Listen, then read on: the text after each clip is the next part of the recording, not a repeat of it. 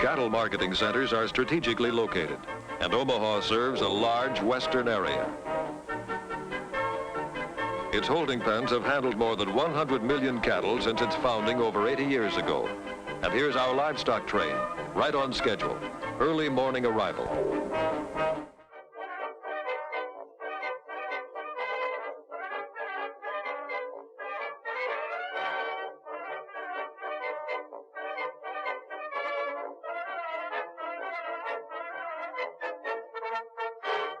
Hi guys, welcome back to Table Talk. Today we're just going to spend some time discussing the time it takes for decisions. Not necessarily just making that decision. That can be done in a split second or over many hours, days, weeks, months, whatever that may be. But really more about how long it takes for those decisions you make today to take effect and for you to really see if those decisions were the right ones for you. Just on some rough numbers, just from the day you breed those animals to get yearling heifers that you're going to keep in your herd and breed again, you're looking at about 22 months.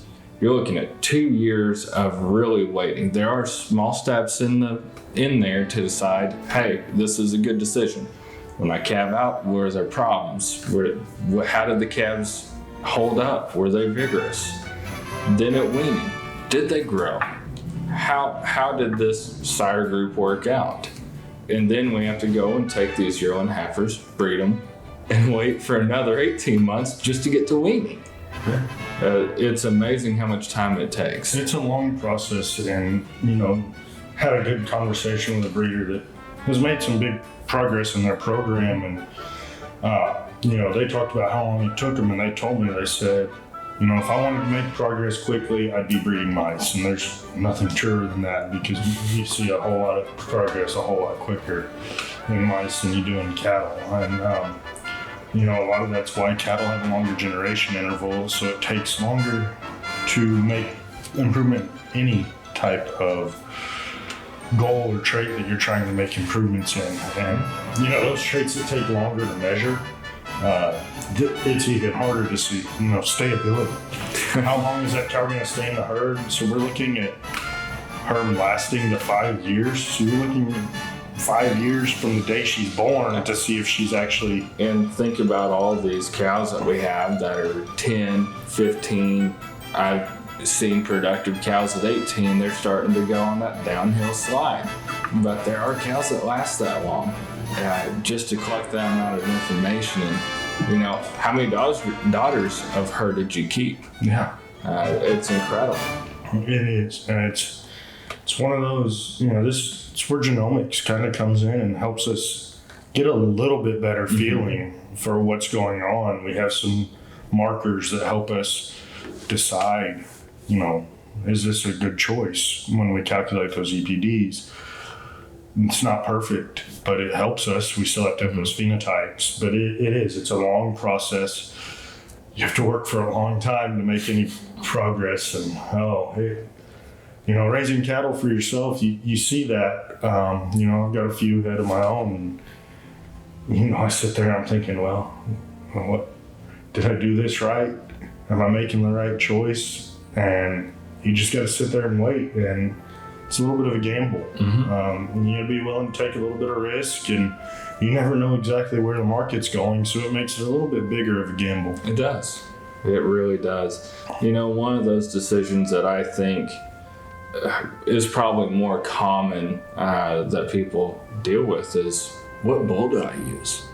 Do I use this bull that I bought this spring that, he's a virgin bull? There are no progeny. Am I going to put him on heifers? Can I trust him on heifers? How can I rely on, these numbers that maybe I don't understand completely? How can I use them and trust them when I don't fully understand them? And that's a hard thing to do.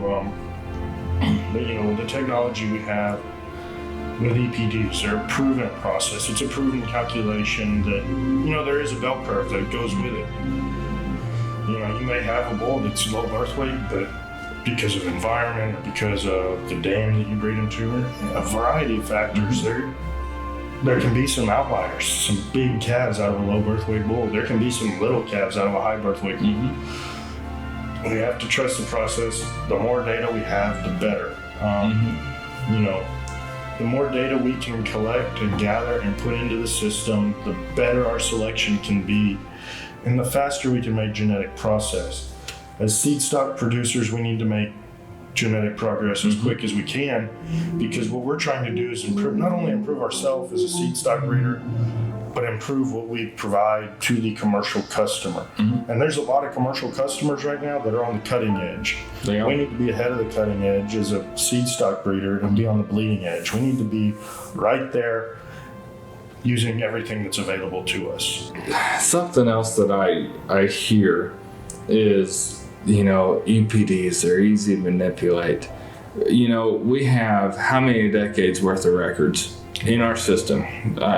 Decades of calves across the entire breed, across the entire country, with all the pedigree information that goes into it, not just individual records, but entire cow families. And we have that information that gets computed for the EPD, but people have trouble trusting it. I believe that's because they don't understand the way that's calculated. They understand individual records and ratios. That's what they tend to look for, or look at rather, but they're going to trust an individual record that could be easier to manipulate than... It's much easier to manipulate an individual record, because human nature, if you're going to manipulate a record, you're going to manipulate all of them in some form or fashion. And so if I'm going to bump my weaning weights by 5 pounds, 10 pounds, 20 pounds, I'm going to bump all my weaning weights. That difference is remaining the same, and so that's what's calculated in the EPD, is the difference within that contemporary group to take out the environment. The animals that, it's hard to manipulate that, because the math that goes into it is so complex, taking in those individual records and contemporary groups, as well as the pedigree of the animal, the performance of all the other animals in that pedigree. It's extremely difficult to manipulate. It's